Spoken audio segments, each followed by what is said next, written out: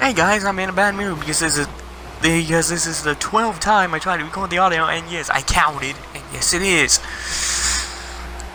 I had it just right, and then I messed up by stopping the voice recording, so everything I said, I got perfectly. I already threw the script out. I don't know where I put it. Well, I'm just not gonna take it to the trash. I have no idea where that bundle of paper I called script went, so I'm gonna have to do this all over. So, hello there, ladies and gentlemen, D-Ton the First here, and welcome to another episode of The Guide to Common Sense. You idiots! And today's episode is gonna be on walking the dog. Okay, so let me go over this for the 12th time. When you walk your dog, make sure that you have a collar and a leash, and have it on them. I cannot tell you the amount of times I saw this with people that had leashes and collars. Oh yeah, but my dog doesn't really, I don't think my dog should really wear a collar or a leash because I'm worried she'll choke on it, so I just keep them in my purse or in my back pocket at all times.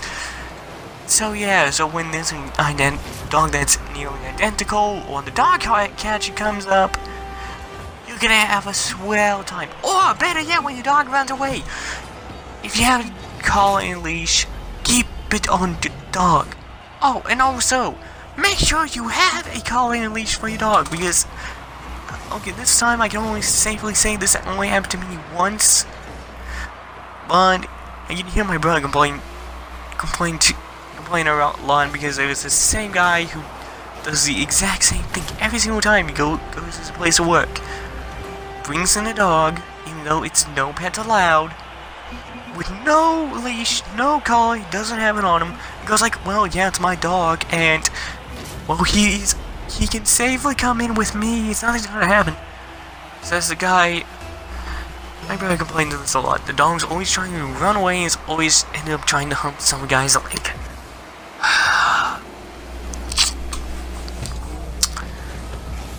The guy has lost his dog 7 times during that short trip during the store. At least the last time I heard my brother complain about him. Guy breaks rules, constantly has to get kicked out with security, constantly breaking store rules, nearly showing up butt naked one time. That would be a story for another day.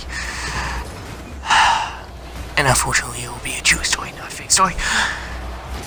Just keep your dogs on a leash. Oh yeah, and when you're walking them, make sure that you can only take the amount of dogs that you can handle at a time. Say it's 2 small dogs in, that's easy for you.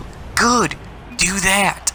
So you have 2 ginormous dogs and they can tear you in half if you try to take them both at a time. Do one at a time or bring a friend.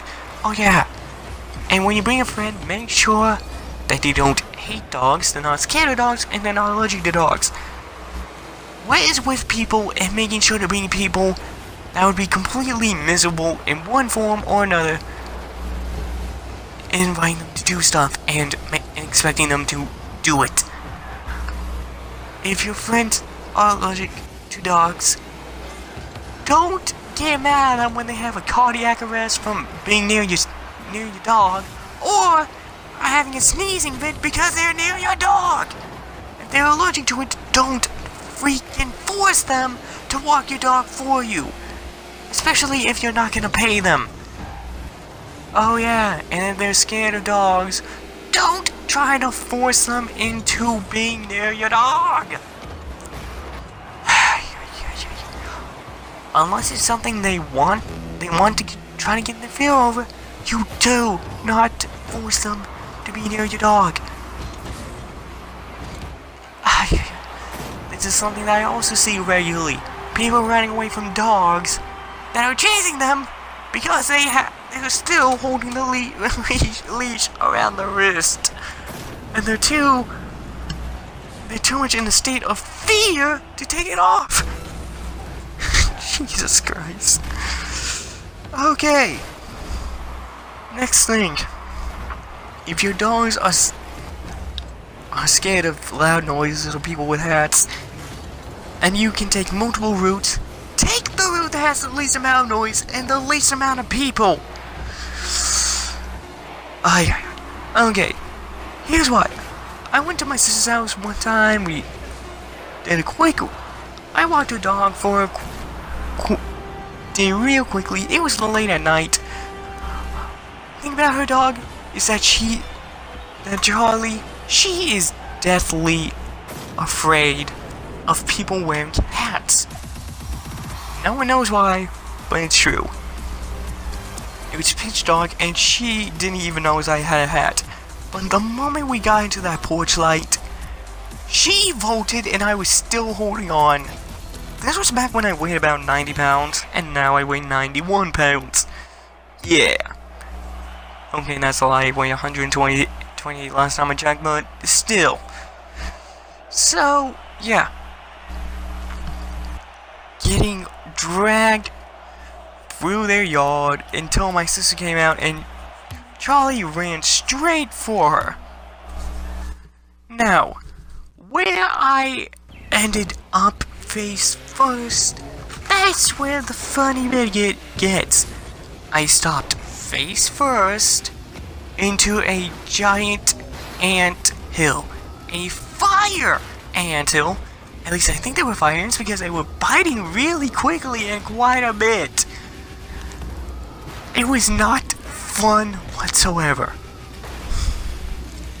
Especially when they tried to go up my nose. Thank goodness for algae season, otherwise that would not have been fun. But yeah, ants on my face, biting me, going underneath my head, trying to chew off my hair or something. I could not handle Charlie. She's like a breed from like a bloodhound, German Shepherd, and a I can't remember the name. Rottweiler, that's it. And a golden retriever. Actually, it just might be German Shepherd and golden retriever, but it is a big dog, and she is freaking strong. I can barely lift her. So yeah, it was not a fun evening. So yeah, if your dog can easily drag you around like you were a piece of paper, do whatever it takes to make sure they are not overwhelmed or too excited or just in any state that involves you being a piece of paper. Okay.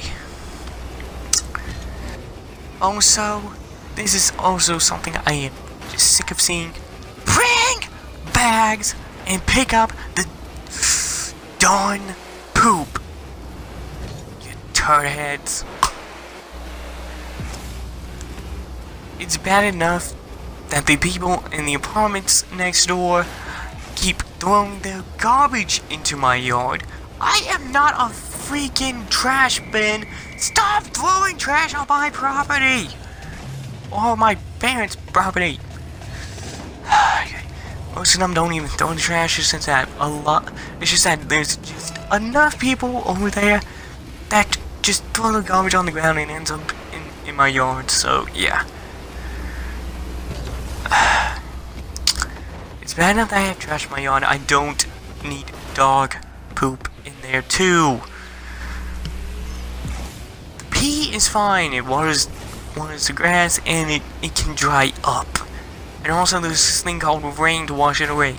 Rain cannot wash away poop. So pick up after your dog. Otherwise I will find you. And I'll stick my hand so far up your butt I'll be able to yank your tongue back down through your butt. Actually, that's how I get whenever someone mistreats their dog. And I'm a cat person.